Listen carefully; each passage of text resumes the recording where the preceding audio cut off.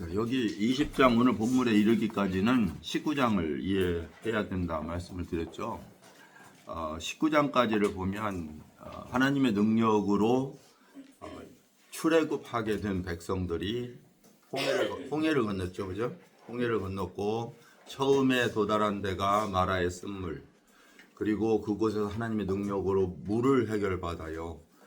그리고 그들의 불평, 지난주에 말씀 잠깐 했지만 마라의 쓴물 다음에 70주의 종려나무 오아시스에 다다르게 되고, 그래서 이 쓴물과 단물의 연속된 삶이 우리들의 인생이다, 그런 말씀을 드렸죠. 때로는 우리에게 쓴물도 허락해 주시지만 또 때로는 오아시스 같은 단물을 허락해 주셔서 우리의 인생이 하나님 앞에서 기도하게 하시고 즐거워하게 하시고, 이것의 연속이다. 그래서 여러분들도 날마다 경험하는 마라와 엘렘의 사이에서 살아간다는 말씀을 드렸어요. 그리고 나서 3개월이 지나요. 근데 이 3개월 후에 어디에 도착하게 되냐면 신의 산, 하나님의 산이라고 하는 신의 산에 도착하게 됩니다.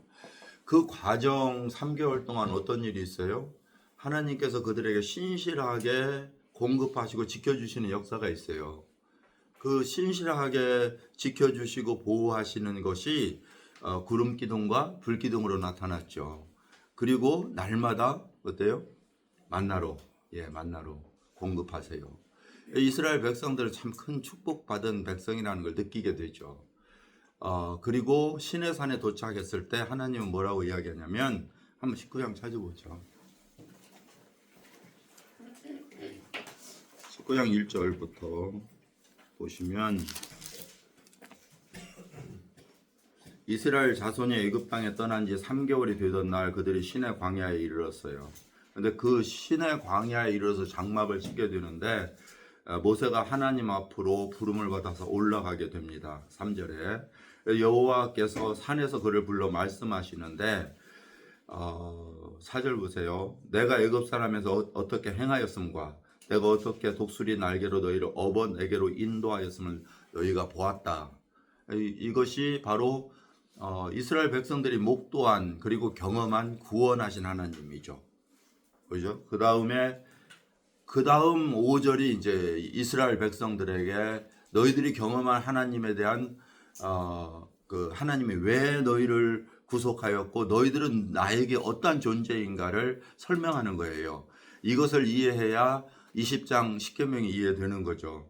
5절 보세요. 세계가 다 내게 속하였나니 너희는 내 말을 듣고 내 언약을 지키면, 여기에 내 말과 언약에 대한 20장의 이야기를 미리 이야기하고 있는 거예요. 자, 그러면서 이야기하기를 뭐라고 하냐면 너희는 내 모든 민족 중에 내 소유가 되겠다. 그 이상하죠?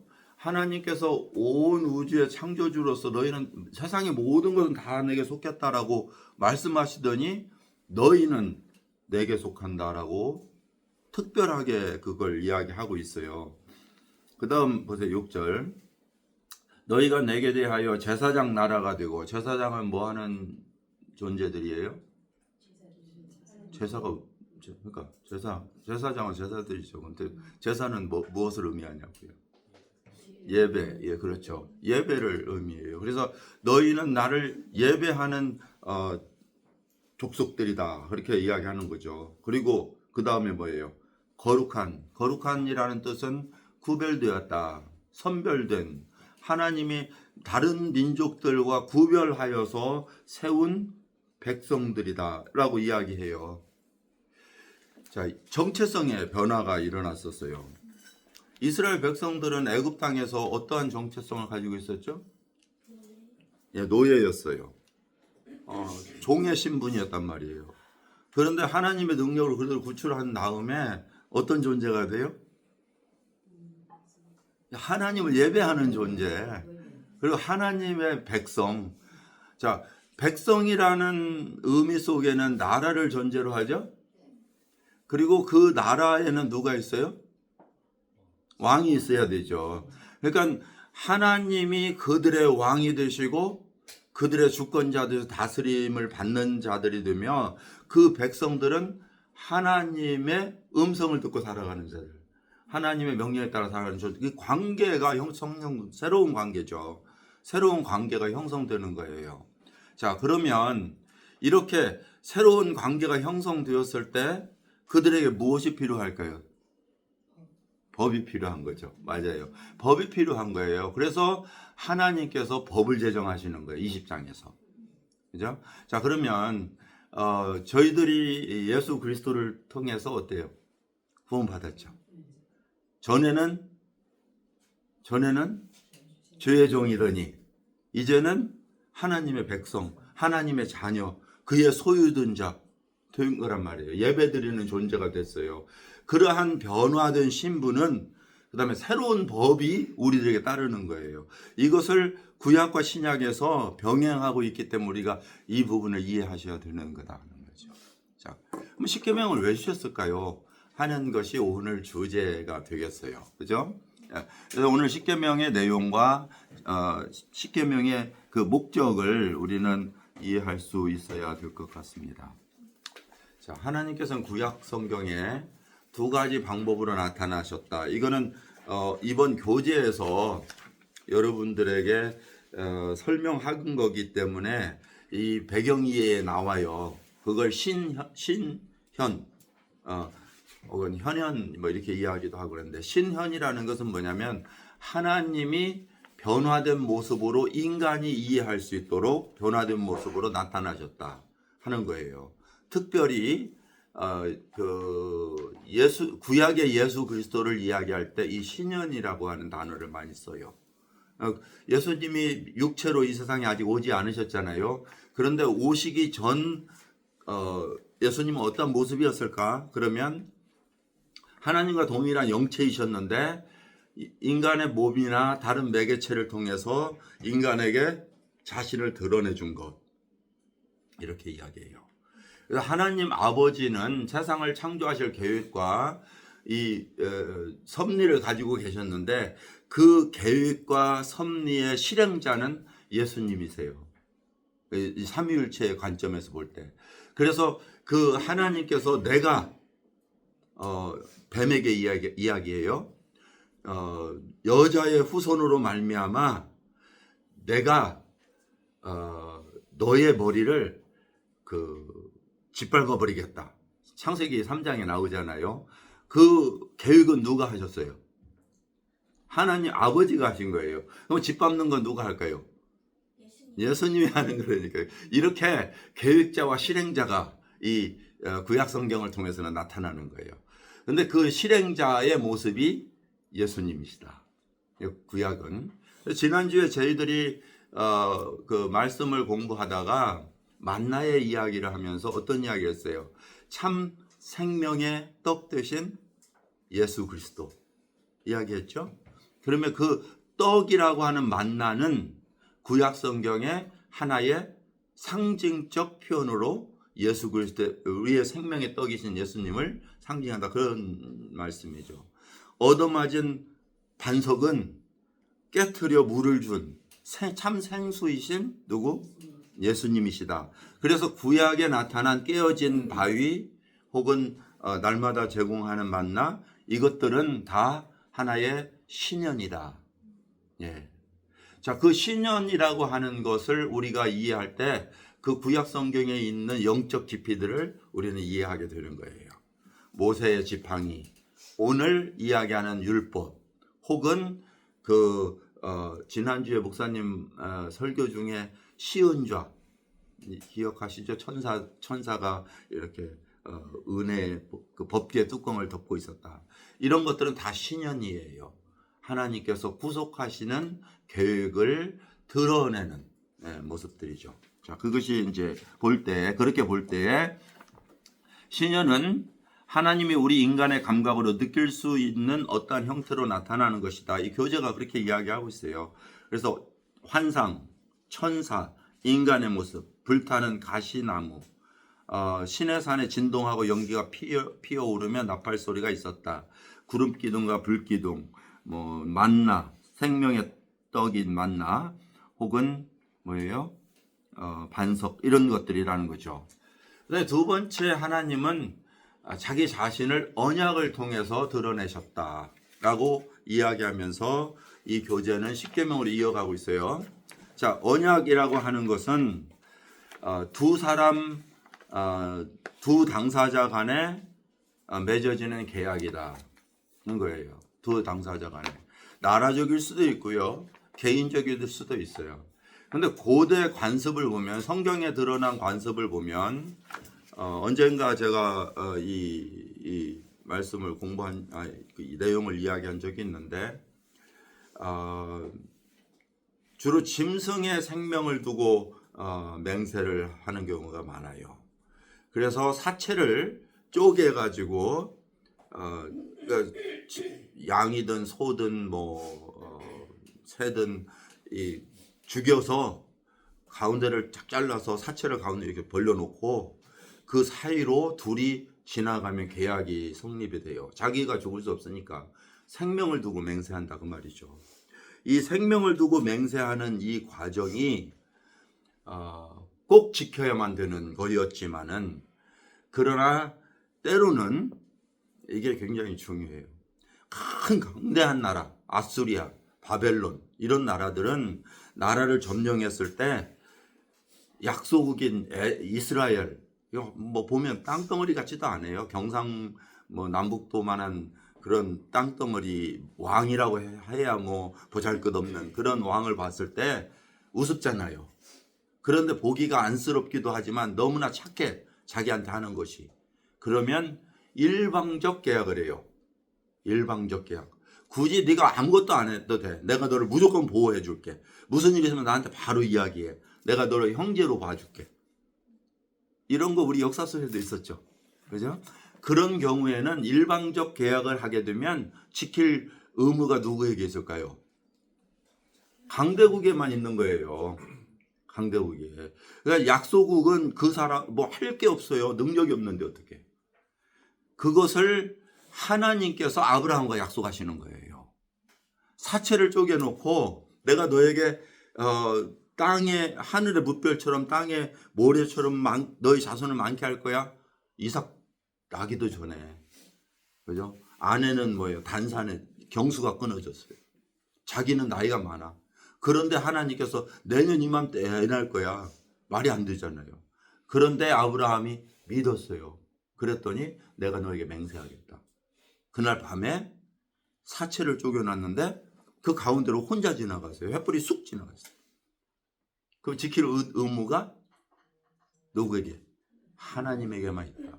그래서 이 모든 이 환경을 누가 이끌어 가시냐면 하나님이 이끌어 가세요. 그리고 그에게 약속하신 게 뭐냐면 400년 후에 너의 자손이 객으로 나그네로 있다가 400년 후에 이 땅에 돌아와서 내가 이 땅을 줄 거야 라고 이야기해요. 근데 그들이 객에 되어서 종살이 하는 곳에서 내가 구출할 거라고. 그렇게. 그러면 그 지킬 언약, 의무가 하나님께 있었다. 그렇기 때문에 하나님은 친히 내려오셔서 그들을 이끌어내신 거예요. 예. 아브라함의 언약을 기억하사. 자, 그렇다면 이스라엘에 대한 이 언약의 성취는, 우주적 하나님의 계획의 성취는 누구에게 있을까요? 이스라엘 백성의 지키고 안 지킴에 있을까요? 아니면 무조건적인 하나님에게 있을까요? 그래서 하나님은 역사 속에서 이스라엘의 신실치 못함을 가부에 상관없이 이끌어 가신 거예요. 그럼 이스라엘의 나음이 뭐지 하는 거죠. 이스라엘의 나음이 뭐냐? 하나님이 선택했다는 거예요. 그리고 하나님의 무엇로 선택했어요? 백성으로, 하나님의 나라로 선택했다는 거죠. 그래서 하나님의 나라로 선택을 했기 때문에 그들에게 무엇을 줘요? 법을 주는 거예요. 이렇게 시켜 살아라. 나의 원함. 그래서 율법이라고 하는 오늘날 이 십계명이라고 하는 것은 하나님의 백성이 마땅히 지키고 살아가야 될 법령이에요. 이렇게 살면 너희가 진정으로 만족하고 행복할 거야. 이거예요. 이해되셨죠? 자, 그런데 이제 그 내용은 오늘 공부하는데요. 먼저 전제하고 나가야 될 게 있어요. 그러면 이스라엘 백성은 이 십계명을 지킬 수 있는 능력이 있었을까요? 없었을까요? 이거예요. 예. 자, 이스라엘 백성들에게는 이러한 법령을 지킬 수 있는 능력이 없었어요. 우리들처럼. 그런데 왜 하나님은 이것을 허락하셨을까 하는 거죠. 이것이 이상적 하나님의 백성들이 살아가야 될 법령이기 때문에 그래요. 그 신명기에서 이걸 반복하게 되거든요. 그런데 왜냐하면 이제 창세기, 출애굽기, 레위기, 민수기까지 하지만 사실 이 민수기 때 이제 어떤 현상이 나타나요? 스파이로 보냈다가 하나님을 대적하고 두 사람만 안 했죠. 그래서 다 죽어요, 광야에서. 민수기는 원더링이라는 말이에요. 광야에서 돌아다니고. 그래서 그곳에서 200만의 모든 사람이 다 죽어버려요. 그리고 오직 태어난 사람만 어때요? 가나안 땅에 들어가요, 약속의 땅에. 그러면 가나안 땅에 들어가는 백성들은 이 출애굽기 이 법령을 율법을 받았을까요, 못 받았을까요?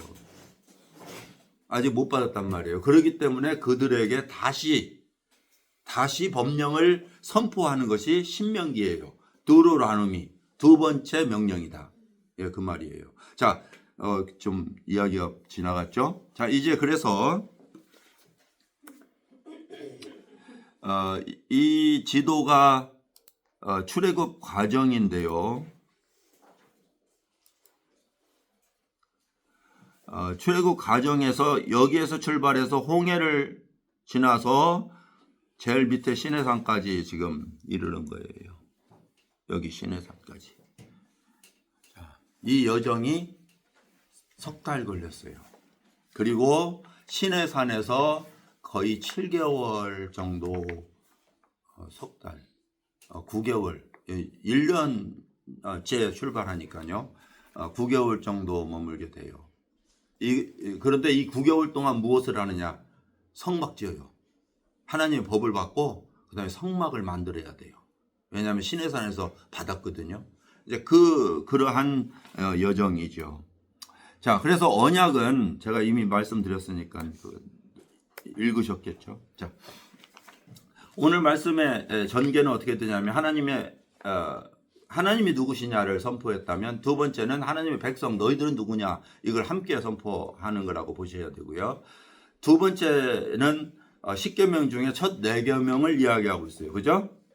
첫 4계명은 누구와? 하나님과 관계된 계명이다. 두 번째고요. 세 번째, 여러분 교재. 세 번째는 무엇이냐면 이웃과 관계된, 타인과 관계된 계명이에요. 그렇게 구성되어 있어요. 20장은. 다음 주에 여러분들이 공부할 내용은 뭐냐면요. 이 계명, 이웃과 관계된 계명이 핵심은 어디에 있느냐예요. 핵심은. 하나님의 마음은 어디에 있느냐. 그것을 여러분들이 다음 주는 공부하게 될 거예요. 자, 그러면 첫 번째, 하나님과 관계된 계명을 이야기하겠죠. 자, 하나님은 누구시냐를 다시 잠깐 언급하면, 하나님은 이 세상에 그 당시 많은 민족들이 있었겠죠? 그 흩어져 있는 민족의 누구예요? 민족 중에 모든 신 중에 신이다. 모든 백성들의 신이에요. 그러니까 하나님만이 오직 참 신인 것을 이야기하고 있고요. 그 중에 너희를 구원한 신이에요. 그러니까 세상 온 우주의 참신 한 분이 너희에게 특별한 신이 된 거예요. 자, 각 나라는 자기의 나라의 신이 있었어요. 그래서 전쟁을 하면요, 신들의 전쟁으로 믿었어요, 고대에는. 그러면 고대에 믿었던 그 신들의 전쟁 중에서 어느 나라가 이기면 어느 신이 더 크냐, 이게 증명이 되는 거죠. 그런데 보세요. 이스라엘 백성들이 승리할 때면 이스라엘의 신이 높임을 받잖아요. 그런데 이스라엘 백성이 패하게 되면 어때요? 이스라엘 신이 다른 신한테 패배가 되는 거예요. 하나님의 이름이 어때요? 욕됨을 받는 거예요. 그러니까 다윗이 시편에서 고백하는 거 뭐예요? 전쟁은 여호와께 싸우니 당신의 이름을 위하여 우리를 승리케 하여 달라고 기도한 이유가 거기에 있어요. 전쟁은 하나님께 속한 것이다. 그걸 계속적으로 리마인드 시킨 거예요. 우리가 신실치 못하지만 하나님의 이름을 위해서 승리하십시오. 자, 그리스도인은 우리의 삶이 영적 전쟁이다. 매일처럼 살아가는 게 전쟁이에요. 그럼 우리의 삶 속에서 승리하면 누구의 이름이? 하나님의 이름이 영광이 되는 거고, 우리가 실패하면 저런 것이 무슨 그리스도인. 그래서 우리는 영적 전쟁에서 하나님의 이름이 존귀하게 될 수 있고 하나님의 이름이 욕을 받을 수 있는 존재. 이게 이스라엘 백성이면서 그리스도인이라는 사실이에요. 하나님은 우리에게 왜 자기 이름을 우리 안에 두셨을까? 굉장히 중요한 부분이죠. 이스라엘 백성들이 애굽에서 종살이 하던 자를 이끌어내서 하나님의 실제로는 노예로 삼으셔야 되죠. 그런데 하나님은 노예로 삼지 아니하시고 자유자로 삼으신 거예요. 백성은 자유자거든요. 이것이 하나님이 얼마나 인격적 존재인가를 볼 수 있는 거예요. 하나님은 우리 인간을 종으로 삼지 않으셨다니 얼마나 그게 놀라운 축복이에요. 하나님 인간을 창조하셨을 때 종으로 삼으셔가지고 모든 것을 강압적으로 하게 하셨다면 죄도 안 짓고 그렇겠죠. 그런데 인격적 존재로 자기를 의지적으로 섬기게 하셨다는 사실이 여기 구원받고 나서 동일하게 나타나잖아요.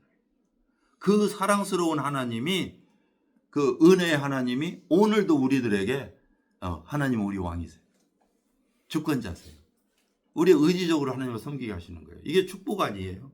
얼마나 놀라운 축복인지 모르죠. 자, 제가 19장을 그래서 미리 읽었어요.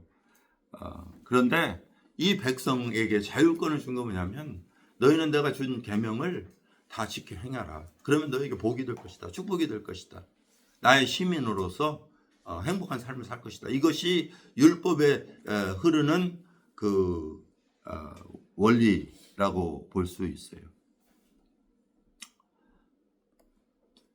자, 10계명 중에 첫 4계명인데요. 그 내용을 보시면 첫 번째는 뭐냐면 나 외에 다른 신을 두지 말라. 그죠? 두 번째는 너희를 위하여 어떤 것도 만들지 말라. 만들지 말고 거기에 절하지도 말고 그래라 하는 거예요. 세 번째는 뭐냐면 내 이름을 망령되게 하지 말아라. 욕되게 하지 말아라. 네 번째는 안식일을 기억하고 거룩하게 지켜라. 그런데 실제로 첫 세 계명은 비슷하죠. 나 외에 다른 신을 두지 말라, 다른 걸 만들지 말라, 이름 그러면 더럽히는 것이다. 이 세 개는 엮어져 있어요. 그죠? 그런데 이것에 대한 표현은 뭐냐면 안식일을 거룩하게 지킨다.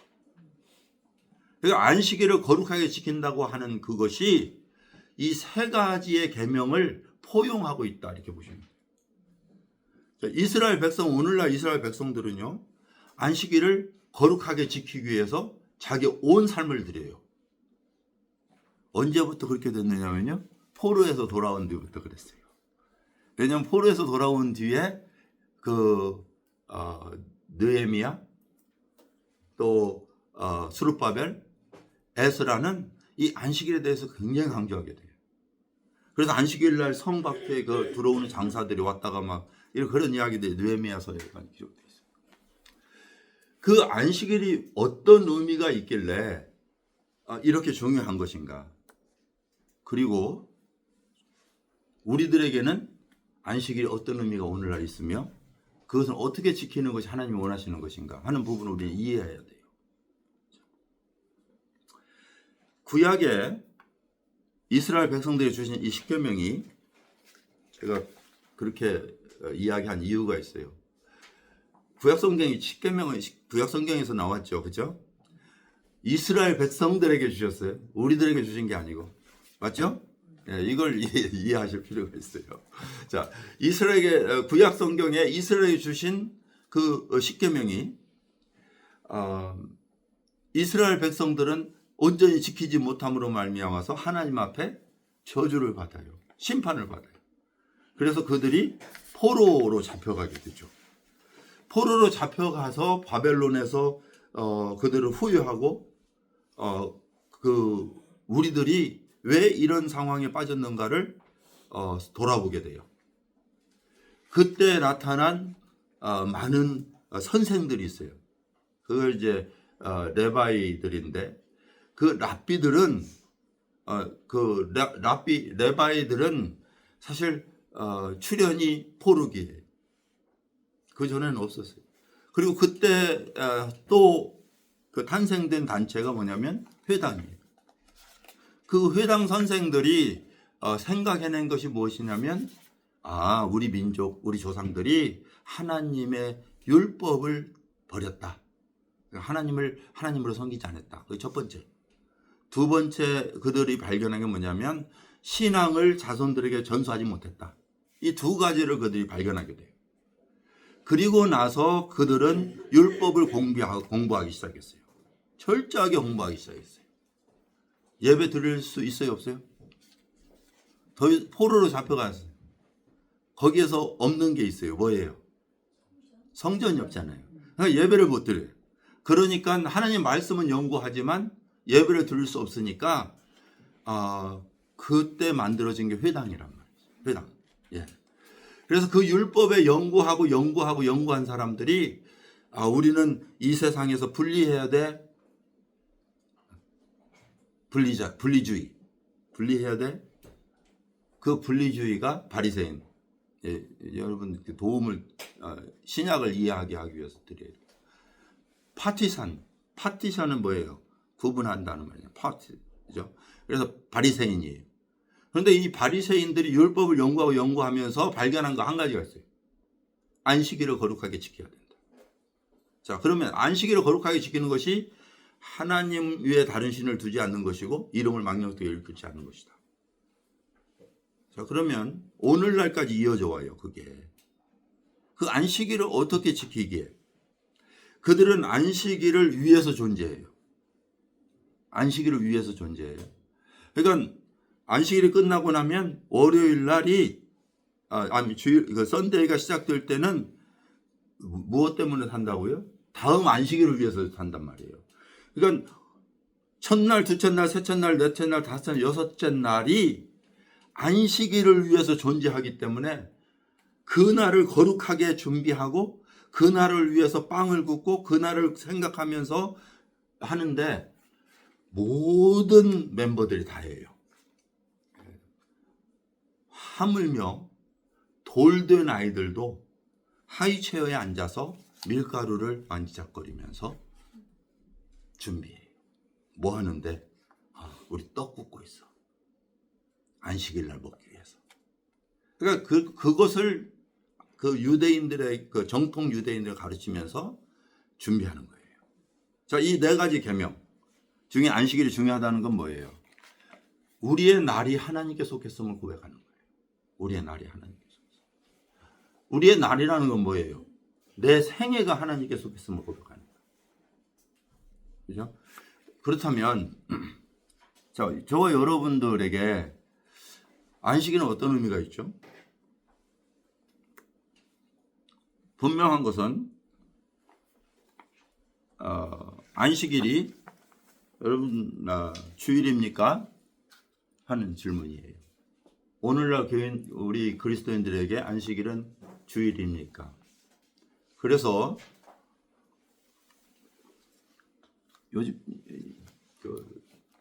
여기 현대 교회 중에 그 제7일 안식일 교회라는 데 있죠? 예, 안식교회로. 그 안식교는 성경 어디에도 주일 지키라는 말이 없다. 그러나 안식일 거룩하게 지키라는 말은 있다. 예. 그러니까 하나님의 말씀을 온전히 지키려면 문자 그대로 지켜라. 안식일이다. 그래서 안식일로 모이는 거예요. 예? 토요일이죠. 금요일날 해질 때부터 토요일 해질 때까지. 자, 안식일의 기원은 무엇이에요? 그러면 그래야 안식일이 뭔지 알죠. 안식일의 기원이 뭐예요? 천지를 창조한 하나님 쉬셨다. 여기에 안식일이 있는 거죠. 그죠?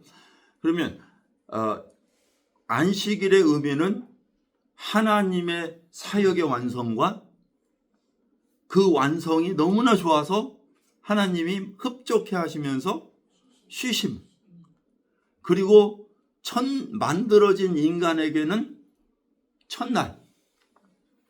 그러면 우리는 일을 하라고 주어진 날이 아니라 안식일은 우리는 쉬라고 주어진 날이다. 그 안식 하는 그날은 창세기 2장에 보면요. 하나님이 천지를 이렇게 다 하심에 하던 일이 마침으로 그 모든 것을 끝내사 그 날을 복주셨어요. 복을 주셨어요. 그리고 안식하시니라. 인간들에게 축복하시면서 안식일을 안식케 하셨다. 이렇게 기록하고 있어요. 그러면 인간들에게는 하나님의 완성하신 창조에 완성하신 그 완성을 누리는 것이 안식일이에요. 이해되세요? 안식일은 인간을 창조하신 하나님의 창조의 완성을 누리는 거예요.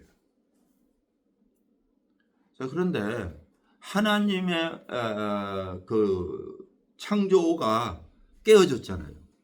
완성하신 이 아름다운 세상이 깨어졌죠. 그러면 하나님은 다시 일을 시작하셔야 되네요. 그죠? 그래서 예수님 뭐라고 말씀하세요? 아버지께서 일하시니 나도 일한다 말씀하신 거예요. 그러면 완성이 아직 안 되어졌다는 거죠.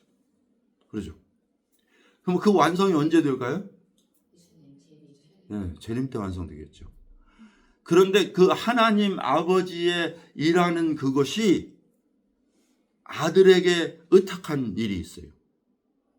인간의 죄악의 문제를 죄의 종으로부터 고통하는 이 종살이를 해결하는 이 문제가 있었어요. 그죠?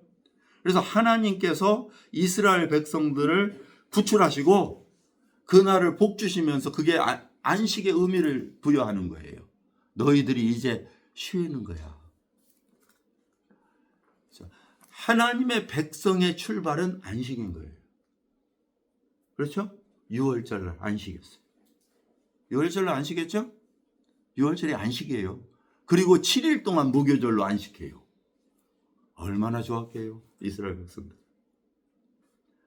그런데 이스라엘 백성의 실패로 누가 왔어요? 누가 이 세상에 오셨어요? 예수님이 오셨어요. 그리고 오셔서 일하시고 그 십자가에서 죽으시면서 그 7마디 중에 한마디 뭐라고 하셨어요? 내가 다 이루었다. 완성하세요. 그리고 이제는 어디 계세요? 하나님 우편에 앉으사. 그래서 쉬시는 거잖아요. 그러니까 예수 그리스도는 안식일의 주인이신 거예요. 그러면서 하나님께서 우리가 이거 그래서 이해하셔야 되는 거예요. 이스라엘 백성들에게 예수님을 보내셨을 때 굳이 예수님께서 왜 안식일 날 질병을 고치시는가 하는 거예요.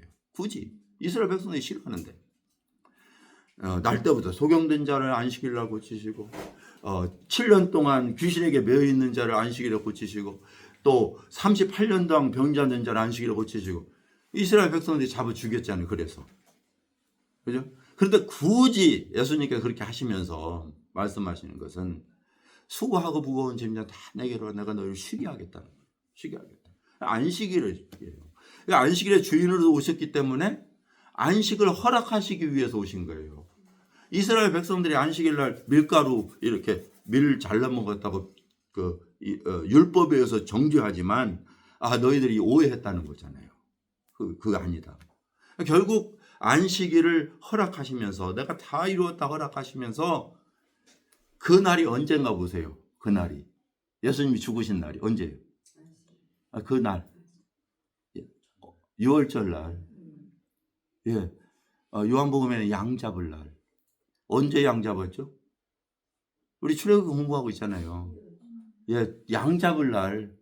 그쪽으로 지금 출애굽기로 예수님이 연결시킨 거예요. 이게 또 신년이겠죠. 어린 양도. 예. 그래서 예수님이 유월절 날 십자가에서 죽으시면서 유월절 어린 양으로 죽으시면서 무엇을 줬을까요? 재창조를 완성하시는 거예요. 재창조를 완성하시는 거예요. 그리고 우리들에게 안식을 주시는 거예요. 자, 이스라엘 백성들에게 너희들은 약속의 땅에 가면 안식할 거다라고 약속했지만 그러나 안식에 들어가지 못했어요. 그들은 이스라엘 땅에서 계속적으로 전쟁을 했어요. 그런데 히브리서에는 어떻게 이야기하냐면 이미 믿는 우리는 그의 안식에 들어가는도다. 이렇게 4장의 이야기예요. 오늘 안 찾겠어요. 자, 그 말은 무엇을 의미하냐면요. 예수 그리스도로 말미암아 창조된 우리는 그의 안식에 들어간다. 이런 말이에요. 왜 그래요? 죄의 문제가 해결됐잖아요. 종살이에서 끝났잖아요. 자, 그러면 우리가 안식에 들어간다는 건 뭐예요? 안식일을 지키는 존재가 됐다. 이런 말이에요. 이스라엘 백성들이 안식일을 위해서 존재하듯이 한 날을 위해서 존재하듯이 지속적으로 우리는 그의 안식을 위해서 살아가는 거예요. 한 날이 중요할까요? 7일이 중요할까요? 7일이 중요해요. 안식일이 중요할까요? 아니면 안식일 아닌 다른 날이 중요할까요? 자, 이 어려운 이야기죠. 네, 어려운 이야기. 그것이 지난번 우리 공부했던 로마서 14장, 13장, 14장 이야기예요. 자, 보세요. 주일이 중요합니까? 월요일 날이 중요합니까? 이야기할 수가 있어요. 그런데 어떤 사람은 우리가 안식에 들어간 모든 날이 안식일이니까 모든 날이 거룩해. 나에게는. 이제 하나님께 드려지는 내 생애가 됐어. 그래서 월요일 날도 안식일, 화요일도 안식일, 수요일도 안식일, 하나님께 드려지는 날 7일을 거룩하게 지키고 7일 모였을 때 예배하고 똑같이 보는 거예요. 다 거룩한. 어떤 사람은 아니야. 그래도 마지막 주일날은 우리에게 나에게 특별해. 그러니까 그날은 구분해서 드릴래. 그것도 그분의 믿음의 분량. 그래서 우리는 그것이 누가 옳다 아니다 이 차원이 아니에요. 왜 그래요? 더 이상 율법 아래 있지 않기 때문에. 법령 아래 있지 않아요. 그런데 우리는 어느 법 아래 있다? 성령의 법 아래 있어요. 우리에게 주신 성령에 의해서 우리는 내 스스로 하나님 앞에서 확정해야 돼요. 나는 이렇게 살아가겠다고. 왜냐하면 하나님께서 나를 안식을 허락해 주셨기 때문에 이런 삶을 살겠다 하는 확정을 하셔야 돼요. 그리고 나는 7일을 거룩하게 하나님께 드리고 특별히 나는 그래도 특별히 주일날을 거룩하게 지키겠다. 그래도 거룩한 아름다운 거죠. 하나도 주를 위해서 하는 자고 저 다른 사람도 주를 위해서 하는 거기 때문에 그래요. 그래서 이 4계명 중에 안식일의 의미는 굉장히 그래서 중요한 거예요. 죄의 종 아래 있던 인간들에게 하나님의 창조의 완성이 이루어지는, 그러나 이 영원한 안식은 아까 말씀하신 것처럼 재림 때에 우리들에게 이루어질 것이다. 예. 지금 이 시대는 제3의 3위의 하나님 성령이 일하고 계시니까 여전히 일하고 계시죠.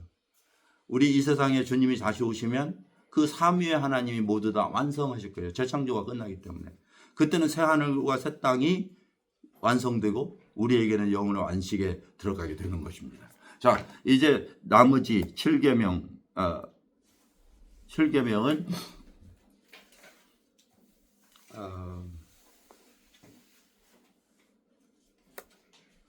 나머지 7계명은 인간에 대한 부분이에요. 인간에 대한 부분 중에서 전부 다 하지 말라로 되어 있지만 한 가지는 하라로 되어 있어요. 부모를 공경하라 이렇게 되어 있어요. 자, 말라는 것은 우리가 하지 않을 때 죄책감을 가져요. 그런데 하라고 하는 것은 기준이 없어요. 그래서 얼마나 해야죠? 이 기준이 없어요. 다만 부모를 공경해야 되는데 내 스스로가 약간의 죄책감은 들어요. 근데 가시고 나면 더 들어요. 할 수 없으니까. 우리 죄에는 두 가지 종류가 있는데요. 하나는 하라는 것을 하지 못할 때가 있고 다른 것은 말라는 것을 할 때가 있어요. 그런데 그 기준이 다 우리 자신에게 있어요. 최소한의 해서 안 될 것, 그리고 해야 될 것을 이 6가지 계명 속에 집어넣어 놨어요. 자, 이 부분은 다음 주에 그 하나님의 마음이 어디에 있는가 하는 부분을 우리가 살펴보게 되겠죠. 그죠? 그런데 이 2가지 계명이 대표적인 게 있어요. 정리할 수 있는 게 있어요. 이미 여러분들은 이걸 다 보셨을 거예요. 그런데 신약 성경에 보면 율법사가 예수님께 달려왔어요. 달려와서 절하면서 선한 선생님이여, 내가 무엇을 하여 영생 얻을까요? 라고 질문해요. 그 예수님이 너는 왜 나를 선하다 하느냐? 선한 분은 아버지밖에 없느니라. 이렇게 이야기하시면서 성경을 너희는 어떻게 읽고 어떻게 배웠느냐? 이렇게 물어봐요. 그때 첫째 되는 계명과 둘째 되는 계명을 이야기하거든요. 첫째 되는 여호와 하나님을 사랑해라. 두 번째는 내 이웃을 내 몸같이 사랑해라. 이 2가지를 이야기해요. 자, 이 2가지는 위로 하나님, 옆으로 이웃, 이 2가지인데 딱 하나의 핵심 단어가 있어요. 뭐예요? 사랑이에요. 사랑하면 해결되는 거예요. 하나님 사랑하면 4계명 지킬 수 있고, 이웃 사랑하면 6계명 다 지킬 수 있다는 거예요. 그런데 이것을 예수님께서 우리들에게 사랑이라고 하는 이것을 주기 전까지는 내 노력으로 해야 되잖아요. 내 노력으로. 그것은 율법이 되는 거예요. 할 수 없는 것을 해야 되는. 그런데 하나님의 사랑이 부음받으면 그때는 동기가 그리고 능력이 생기는 거예요. 자, 그래서 이스라엘 백성들에게는 능력이 없는 채 해야 되고 안 해야 되기 때문에 했던 노력들 얼마나 힘들겠어요. 그러한 그들이 실패해서 결국은 우리들에게는 하나님은 무엇을 허락하시냐면 은혜를 허락하시는 거예요. 율법과 은혜는 완전히 반대되는 부분이에요. 율법은 우리의 행위예요. 완전히 우리로부터 나와요. 능력이. 내가 무엇을 하면이에요. 그러나 은혜는 주체가 어디에 있어요? 하나님에게 있어요. 우리는 받는 자예요. 그럼 무엇을 받느냐면 사랑을 받게 되는 거예요. 그 사랑이 우리에게 부음받으면 우리는 하라 하지 말라를 할 수 있는 능력이 생기는 거예요. 그런데 이 율법을 주어졌을 때 이스라엘 백성들은 몰랐어요. 왜 주어지는지를 몰랐어요. 하나님은 일방적으로 그들에게 이것을 해결할 수 없기 때문에 주신 것이 있어요. 그것이 바로 제사예요. 죄를 지으면 해결할 수 있는, 하나님과 관계를 회복할 수 있는 방법으로 제사를 허용해 주신 거예요. 그래서 이제 이 행위법, 여기에서도 또 언급할지는 교재에서는 다음에 내유기를 하니까 우리가 보게 되겠지만, 우리의 행위를 명령하시는 이 행위에 대한 규범, 이것은 율법이라면, 그다음 이것에서 문제가 되는 것을 해결할 수 있는 것, 이게 제사법이에요. 이 행위에 대한 부분과 제사에 대한 부분이 예수 그리스도에서 완성이 돼요. 예수 그리스도에서. 그래서 우리가 오늘날 모든 것이 완성된 가운데서 바라보니까, 그래서 구약의 십계명을 주신 거구나. 그래서 제사의 법을 주신 거구나 하라고 이해하는 것이에요. 얼마나 우리는 이해하기 쉬운, 그리고 그러한 그 환경에서, 조건에서 태어났어요. 벌써 다 설명돼 있고 또 거기에 대해서 다 이해할 수 있는 이 가르침이 있잖아요. 신구약에 다 되어 있잖아요. 그래서 저와 여러분들이 이해 못한다면 이건 말이 안 되는 거예요. 왜냐하면 다 설명해 줬는데 이걸 내가 무슨 말이야 이해 못한다면 말이 안 돼요. 율법은 하지 못하기 때문에 주셨다 하는 말을 첫 번에 제가 시작할 때 이야기했죠. 인간의 능력이 없는데 주신 것이다. 그럼 왜 주셨을까요? 그대로 살으라고? 네? 지키라고? 지키다가 못 지키면요. 예, 구별된 백성을 살아가라 라고 이스라엘 백성에 주셨는데 그 사람들이 못 지키잖아요. 왜 줬을까요? 못 지키고 뻔히 하시는 하나님이. 예. 율법의 목적은 죄를 깨닫게 하는 데 있어요. 그러니까 우리가 깨끗한 삶을 살려고 노력하면 할수록 더러운 모습이 드러나잖아요. 우리의 능력이 안 되니까. 그러면 이 더러운 모습이 우리에게 드러날 때 그걸 비춰주는 거울과 같은 것이 율법이라고 제가 말씀을 드렸어요. 비춰주는 거예요. 비춰줘. 어느 분이 이렇게 표현했어요. 거울이 우리의 모습을 고쳐줍니까? 안 고쳐줍니까? 그런데 사람들은 율법을 들여다보다가 그 율법으로 우리를 고치려고 막 노력해요. 그것을 어떻게 표현했냐면 거울로 자기 자신을 고치고 있는 것이다. 깨진 거울로 여러분 모습 막 얼굴 고치려고 하면 어떻게 했어요? 피만 철철 나는 거예요. 예.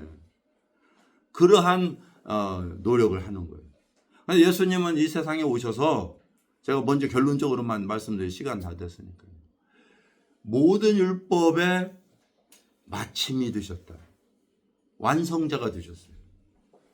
그리고 그 완성된 율법을 우리에게 허락해 주신 것이 사랑의 법이에요. 사랑의 법. 사랑하니까 하는 거예요. 이런 부분을 다음 주에 이야기할 거예요. 왜냐하면 왜 사랑의 법이 율법을 완성시킬 수 있는가를 다음 주에 보게 돼요. 왜냐하면 하나님은 약자를 보호하시는 하나님이시거든요. 예. 약자에게 마음이 있어요. 다음 주에는 그 부분을 말씀드리도록 하겠습니다. 자, 기도하고 마치겠습니다. 자, 아버지 하나님,